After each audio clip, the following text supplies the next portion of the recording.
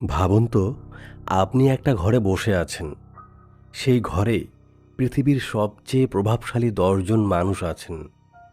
সবাই কথা বলছে, যুক্তি দিচ্ছে, নিজেদের প্রমাণ করার চেষ্টা করছে। কিন্তু একজন ঘরের কোণায় চুপ করে বসে আছেন। তিনি কিছু বলছেন না, শুধু শুনছেন। আপনার কি মনে হয়, এই চুপ করে থাকা মানুষটা দুর্বল, নাকি তিনি এমন কিছু জানেন যা বাকি 9 জন জানে না? স্টিভ জবস যখন অ্যাপেলের মিটিংয়ে বসতেন, তিনি মাঝে মাঝে টানা 10 থেকে 15 মিনিট চুপ করে থাকতেন। সবাই অস্বস্তিতে পড়ে যেত। ওয়ারেন বাফেট, পৃথিবীর অন্যতম ধনী ব্যক্তি, তিনি বলেন, আমি কথা বলার চেয়ে শুনতে বেশি পছন্দ করি। কারণ কথা বলে আমি নতুন কিছু শিখি না, কিন্তু শুনে আমি পুরো পৃথিবীটাকে বুঝতে পারি। বন্ধুরা, আমরা এমন এক পৃথিবীতে বাস করছি যেখানে সবাই চিৎকার করছে। সোশ্যাল মিডিয়ায় স্ট্যাটাস, অফিসে মিটিং, বন্ধুদের আড্ডায় তর্ক, সবাই শুধু নিজেদের শোনাতে চায়। কিন্তু আমরা একটা ধ্রুব সত্য ভুলে গেছি। আজ আমি আপনাদের কাছে কিছু সময় চাচ্ছি। আমি আপনাদের কাছে একটা প্রতিজ্ঞা চাইছি। এই ভিডিওর শেষ পর্যন্ত যদি আপনি আমার সাথে থাকেন, আমি আপনাকে কথা দিচ্ছি, আপনি কথা বলার আগে 2বার ভাববেন। এবং যেদিন আপনি চুপ থাকার আর্ট বা শিল্পটা শিখে যাবেন, সেদিন পুরো পৃথিবী আপনার কথা শোনার জন্য অপেক্ষা করবে। নমস্কার বন্ধু, কথা কারণ ভাইব ইউটিউব চ্যানেলে আপনাদের স্বাগতম। আজকের topic the power of silence বা নীরবতার শক্তি। চলুন গভীরে যাওয়া যাক। 1. আমরা কেন এত কথা বলি? আচ্ছা, একটা প্রশ্ন করি, উত্তরটা কমেন্টে জানাবেন না, শুধু নিজের মনে মনে ভাবুন। শেষ কবে এমন হয়েছে যে আপনি রাগের মাথায় কাউকে কিছু বলেছেন এবং 5 মিনিট পর আফসোস করেছেন? কিংবা বন্ধুদের আড্ডায় নিজেকে স্মার্ট প্রমাণ করতে গিয়ে এমন একটা গোপন কথা বলে ফেলেছেন যেটা বলা উচিত হয়নি? আমাদের সবার সাথে এটা হয়, কিন্তু কেন? আমরা ভাবি আমরা যত বেশি কথা বলবো, মানুষ আমাদের তত বেশি গুরুত্ব দেবে। আমরা ভাবি চুপ থাকা মানে হেরে যাওয়া, চুপ থাকা মানে উত্তর না জানা। অফিসে যে কলিগ সারাদিন বকবক করে, আমরা ভাবি সেই বুঝি সবচেয়ে বেশি কাজ করছে। কিন্তু বাস্তবতা কি তাই? মনোবিজ্ঞান বা সাইকোলজি বলছে উল্টো কথা। আপনি কি লক্ষ্য করেছেন, সস্তা জিনিসের বিজ্ঞাপন খুব চিৎকার করে দেওয়া হয়, কিন্তু হীরা বা দামি গাড়ির বিজ্ঞাপন, সেখানে শব্দ খুব কম থাকে, সেখানে থাকে ক্লাস এবং গাম্ভীর্য। মানুষ হিসেবে আপনিও তাই। যখন আপনি প্রয়োজনের চেয়ে বেশি কথা বলেন, তখন অজান্তে আপনি নিজের ভ্যালু বা মূল্য কমিয়ে ফেলছেন। আপনি নিজেকে সহজলভ্য করে ফেলছেন। রবার্ট গ্রিন তার বিখ্যাত বই 48 লস অফ পাওয়ারে বলেছেন, অলওয়েজ সে লেস দেন নেসেসারি, অর্থাৎ যা প্রয়োজন তার চেয়ে কম কথা বলুন। কারণ শব্দ হলো মুদ্রার মতো, আপনি যত বেশি খরচ করবেন তার মান তত কমবে। 2.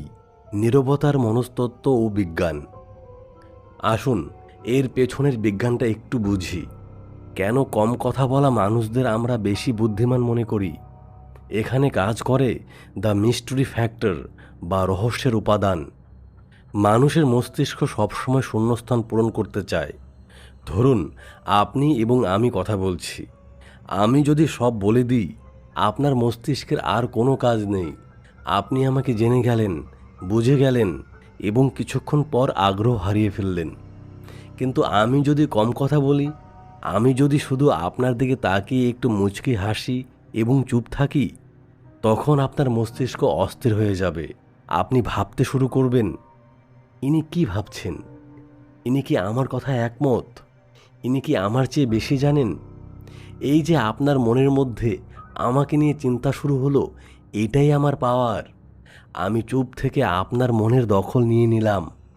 হার্ভার্ড বিজনেস রিভিউয়ের একটি স্টাডিতে দেখা গেছে, যারা মিটিংয়ে দেরিতে কথা বলেন এবং কম শব্দ ব্যবহার করেন, তাদের কথাকে বাকিরা ফাইনাল ভার্ডিক্ট বা চূড়ান্ত সিদ্ধান্ত হিসেবে ধরে নেয়। কেন জানেন?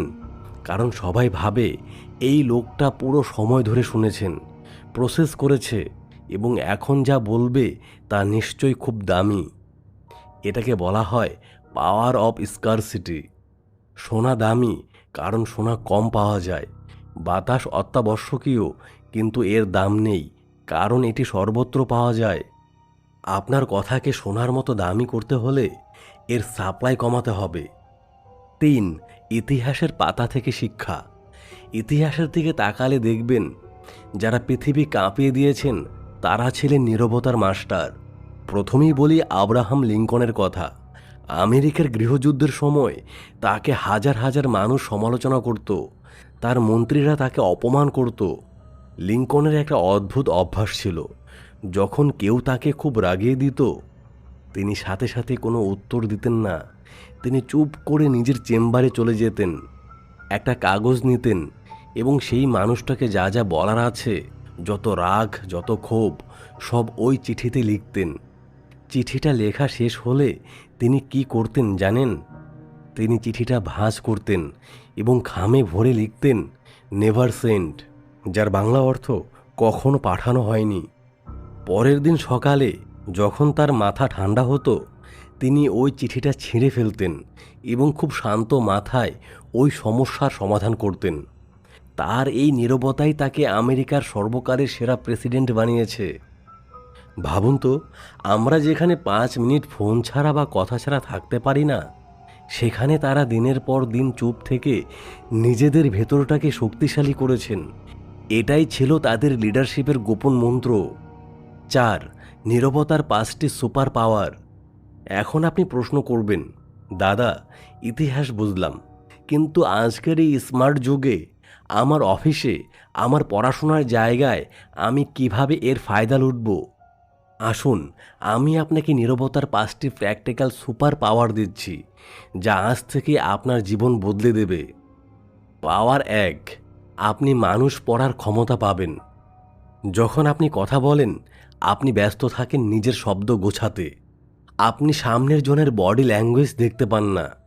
কিন্তু যখন আপনি চুপ থাকেন আপনার চোখ এবং কান খুলে যায়, আপনি দেখতে পান সামনের মানুষটা মিথ্যা বলার সময় কোথায় তাকাচ্ছে, তার হাত কাঁপছে কিনা, সে নার্ভাস কিনা।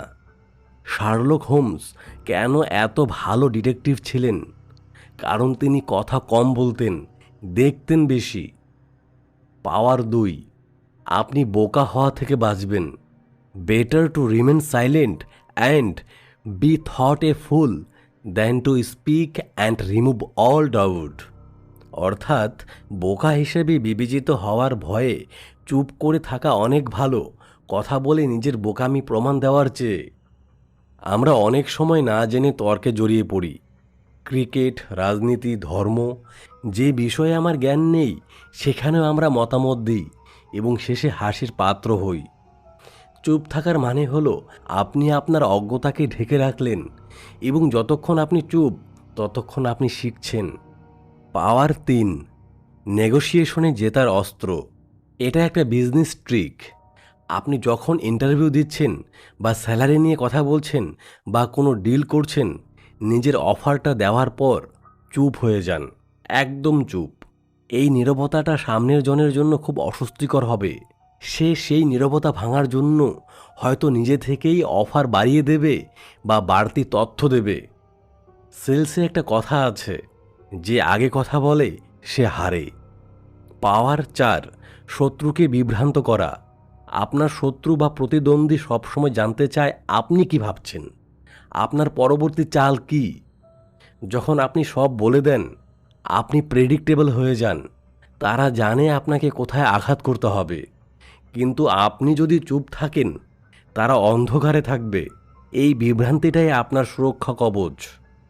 পাওয়ার 5, আত্মনিয়ন্ত্রণ। নীরবতা মানে শুধু শব্দ করা নয়, নীরবতা মানে আবেগকে নিয়ন্ত্রণ করা। কেউ আপনাকে গালি দিল, আপনি সাথে সাথে রিয়্যাক্ট করলেন, এর মানে রিমোট কন্ট্রোলটা তার হাতে, সে বাটন টিপল, আপনি নেচে উঠলেন। কিন্তু সে গালি দিল আর আপনি শান্ত চোখে তার দিকে তাকিয়ে মুচকি হাসলেন। বিশ্বাস করুন, এটা তাকে গালি দেওয়ার চেয়েও বেশি অপমান করবে। এটা তাকে বুঝিয়ে দেবে যে তার কথায় আপনার কিছু যায় আসে না। কিভাবে শুরু করবেন? এখন প্রশ্ন হলো, শুরুটা কিভাবে করবেন? কারণ আমি জানি চুপ থাকা খুব কঠিন। আমাদের জিভ সবসময় নড়তে চায়। আমি আপনাকে 3টি সহজ প্র্যাকটিস দিচ্ছি। কাল সকাল থেকে এটা ট্রাই করুন। টেকনিক 1, 3 সেকেন্ডের পজ। যখন কেউ আপনাকে কোনো প্রশ্ন করবে বা কিছু বলবে, সাথে সাথে উত্তর দেবেন না। মনে মনে 1, 2, 3 গুনুন, তারপর উত্তর দিন। এই 3 সেকেন্ডে দুটো কাজ হবে। 1, আপনার উত্তরটা অনেক গোছানো হবে। 2, সামনের মানুষ বুঝবে আপনি তার কথা গুরুত্ব দিয়ে শুনছেন। টেকনিক 2, কথার মাঝখানে থামা। আমরা যখন কথা বলি, আ, উ, মানে এসব ফেলার ওয়ার্ড ব্যবহার করি। এগুলো আমাদের নার্ভাস প্রমাণ করে। এখন থেকে কথা বলার সময় যখনই শব্দ খুঁজে পাবেন না, কোনো শব্দ করবেন না, জাস্ট চুপ থাকুন। যেমন, আমি গতকাল সেখানে গিয়েছিলাম, পজ, এবং যা দেখলাম তা অবিশ্বাস্য। এই পজ আপনার কথায় একটা ওজন বা গ্র্যাভিটি নিয়ে আসবে। টেকনিক 3, দিনে 10 মিনিটের no phone, no talk zone. প্রতিদিন 10 মিনিট, হতে পারে ছাদে বা বারান্দায় বা নিজের ঘরে, সম্পূর্ণ একা থাকুন। ফোন দূরে থাকবে, কারো সাথে কথা বলবেন না, শুধু নিজের সাথে থাকুন। নিজের শ্বাস প্রশ্বাসের শব্দ শুনুন। প্রথম প্রথম খুব বোরিং লাগবে, কিন্তু 1 সপ্তাহ পর দেখবেন আপনার ভেতরের অস্থিরতা কমে গেছে, আপনার ফোকাস বেড়ে গেছে। বন্ধুরা, শেষ করার আগে একটা খুব জরুরি সতর্কতা দিতে চাই। নীরবতা মানে কাপুরুষতা নয়। যেখানে অন্যায় দেখবেন সেখানে চুপ থাকবেন না। যেখানে আপনার অধিকারের প্রশ্ন, সেখানে চুপ থাকবেন না। নীরবতা হলো তরবারির মতো, এটাকে সবসময় খাপ থেকে বের করে ঘোরাবেন না, তাহলে এর ধার কমে যাবে। এটাকে লুকিয়ে রাখুন এবং ঠিক যখন দরকার তখনই বের করুন। আজকের পর থেকে নিজেকে চ্যালেঞ্জ করুন। পরের মিটিংয়ে, পরের আড্ডায়, পরের ঝগড়ায় নিজেকে একটু থামান। দেখুন না কি হয়। দেখুন মানুষ কিভাবে আপনার দিকে তাকায়। দেখুন কিভাবে আপনার শব্দের মূল্য বেড়ে যায়। মনে রাখবেন, বাঘ যখন শিকার করে তখন সে গর্জন করে না, সে নিঃশব্দে এগিয়ে যায়। আর যখন সে আক্রমণ করে তখন বাঁচার আর কোনো উপায় থাকে না। আপনার জীবনেও বাঘের সেই নীরব শক্তি নিয়ে আসুন। ভিডিওটা যদি আপনার মনে একটুও দাগ কেটে থাকে, তাহলে একটা কাজ করতে পারেন।